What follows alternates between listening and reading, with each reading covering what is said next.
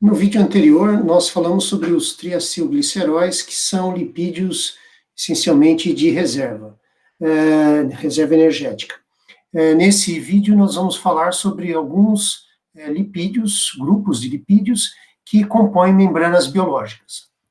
O primeiro deles serão os glicerofosfolipídios. Então, se nós olharmos nesse esquema, que temos a estrutura de uma molécula desse tipo, um glicerofosfolipídio, nós vamos reconhecer o glicerol novamente aqui, esterificado com 2 ácidos graxos. Aqui. Nesse aspecto, essa molécula lembra um triacilglicerol, então o glicerol aqui, esterificado com 2 ácidos graxos. Contudo, aqui no carbono 3, nós temos uma ligação fosfoéster com o grupo fosfato. Notem que, dependendo do pH, em pH neutro, por exemplo, nós teremos uma carga negativa aqui, nesse grupo fosfato, e esse grupo fosfato está esterificado ainda com um outro grupo X aqui, que mais adiante nós vamos ver alguns exemplos de moléculas que podem ocupar essa posição X. Então, o glicerofosfolipídio tem essa estrutura geral. 2 ácidos graxos, o glicerol, esterificados, o grupo fosfato, esterificado na posição 3, e ainda esse grupo X. Nessa posição X, então, nós podemos ter diferentes moléculas, conforme eu tinha comentado. O mais simples é apenas um hidrogênio. Tá? Aqui vem o nome do fosfolipídio que tem essa estrutura geral com o hidrogênio aqui, mas nós podemos ter outras moléculas, como a etanolamina, a colina, que tem a sua estrutura apresentada aqui, e notem, na sua estrutura elas podem ter carga positiva, portanto, a molécula tem essas porções apolares, que são as caudas dos ácidos graxos, glicerol, e nessa posição 3, nós temos uma porção polar, que pode ter carga negativa e pode vir a ter carga positiva aqui, dependendo do grupo X que ocupar essa posição aqui. E temos outros exemplos de moléculas que podem ocupar essa posição. Notem, grupos polares, álcoois, que o glicerol, grupos álcoois, OHs, né? Oxilas, moléculas polares aqui nessa posição. E pode até mesmo ter um glicerol ligado a um outro fosfolipídio, glicerofosfolipídio, formando um difosfatidilglicerol. É uma categoria específica aqui de fosfolipídio. Então, essa estrutura geral, algumas características gerais de glicerofosfolipídios. Vamos nos focar em um deles aqui, que é aquele que tem a colina como grupo X, ocupando essa posição aqui na porção polar do glicerofosfolipídio. Então, aqui nós temos a colina, a carga positiva, tinha comentado, o grupo fosfato, com a sua carga negativa, o glicerol, e aqui nós temos os ácidos graxos. Os ácidos graxos que ocupam essa posição, que seria a porção apolar dessa molécula, ambos podem ser saturados, podem ter o mesmo número de carbonos, ou podem ter número de carbonos distintos entre si, e pode ser que um deles seja um ácido graxo saturado e o outro um ácido graxo insaturado, como é o caso dessa molécula colocada aqui, né, que possui um ácido graxo saturado nessa posição número 1 e um insaturado, vejam a ligação dupla aqui, na posição 2. Quando ocorrer um ácido graxo insaturado, frequentemente ele estará na posição 2. E aqui nós vemos a estrutura dessa molécula, e nós percebemos, então, aqui a porção apolar, a cauda apolar desse fosfolipídio, sua cabeça polar, esse é o termo geral usado aqui, para a porção onde nós temos o fosfato, e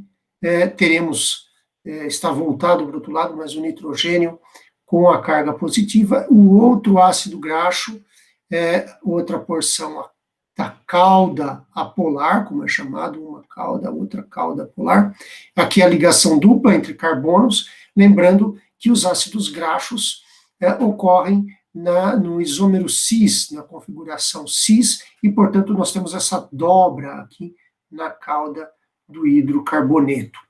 Então, essa a conformação, a estrutura geral da fosfatidilcolina, que é um glícero-fosfolipídio. Nós passamos agora para os esfingofosfolipídios, uma outra classe.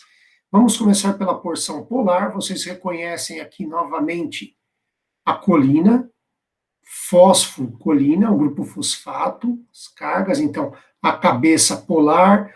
Aqui, nessa posição, nós imaginaríamos o glicerol no glícero-fosfolipídio, mas fiquem atentos agora que o que nós temos é uma cadeia contínua de um ácido, de um álcool de cadeia longa, de fato um aminoálcool, com uma longa cauda apolar, aqui hidroxila, o grupo amino, então é um aminoálcool de cadeia longa, né, que é a esfingosina, é o nome desse grupo aqui, dessa molécula aqui. Então, é ligado no grupamento amino da esfingosina, que tem uma cauda apolar, que nós teremos agora o ácido graxo aqui, ligado covalentemente através de uma ligação amida, nesse caso, com sua cauda apolar. Então, nós temos, no caso aqui, saturada. Então, nós temos duas caudas apolares saturadas, uma da esfingosina, que é um aminoálcool, onde está ligado a segunda cauda apolar, que é do ácido graxo, e agora temos a porção polar, a cabeça polar, que é a fosfatidilcolina, no caso. Então, atentos, né, na comparação com o glícero-fosfolipídio, há uma certa analogia, digamos assim, na estrutura dessas duas moléculas, elas compartilham uma cabeça, duas caudas apolares, fiquem atentos aqui na diferença. Agora, nós não temos o glicerol, nós temos a esfingosina. Ok? E aqui a estrutura. As duas caudas apolares saturadas e a cabeça polar, o grupo fosfato e a colina. Aqui a ligação amida. Tá? Cabeça polar. Comparando com o glícero-fosfolipídio, que tem a insaturação, configuração cis, as caudas apolares saturadas, ácido graxo saturado, cabeça polar, lá atrás dá para ver o grupo fosfato, que ele está voltado para frente. E aqui os grupos metil, que ficam ligados no nitrogênio, que pode ter carga positiva. A próxima classe serão os glicoesfingolipídios. Novamente a esfingosina, que eu já tinha apresentado anteriormente, um aminoálcool de cauda apolar, cauda longa, um ácido graxo saturado. Notem agora que nós não temos o grupo fosfato e ele está ligado diretamente nessa porção que é a cabeça polar, que pode ser um 2, 3, um trissacarídeo, ou 1, 2, 3, 4, um tetra ou um pentasacarídeo, tá? Que as chaves mostram as opções de grupos que podem ocupar essa porção polar, a cabeça polar, desses glicoesfingolipídios. Tá? Temos uma variação aqui, são grupos polares, vejam as hidroxilas, fazem parte desses monossacarídeos, temos até cargas aqui. Então, a cabeça polar, pode com carga. Aqui, aquela cabeça polar formada pelos diversos monossacarídeos. A cauda longa da esfingosina e o ácido graxo ligado pela ligação do tipo amida na esfingosina e sua cabeça polar. Então, agora aqui nós podemos colocar esses três grupos de lipídios que ocorrem em membranas biológicas. Nós temos uma comparação entre eles. Todos têm o mesmo tema, cabeça polar, grupos carregados e caudas apolares. São, portanto, moléculas anfipáticas. Combinam uma porção polar e outra apolar na mesma molécula. Mais adiante nós veremos como essas moléculas se combinam para formar as membranas biológicas. Antes de passar a esse ponto, nós devemos focar ainda no último grupo de lipídios que ocorrem em membranas biológicas, que são os esteróis, e aqui colocado como exemplo o colesterol. Então nós temos a cabeça polar muito reduzida aqui no caso, apenas um grupo hidroxila, e agora a porção apolar que combina esses anéis com uma cauda de hidrocarboneto saturada.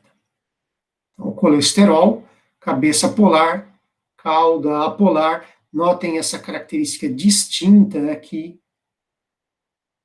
que são os anéis rígidos que nós temos nessa estrutura aqui. Comparativamente, o glicerofosfolipídio, naturalmente, na estrutura do colesterol não ocorrem grupos fosfatos, como a gente viu anteriormente.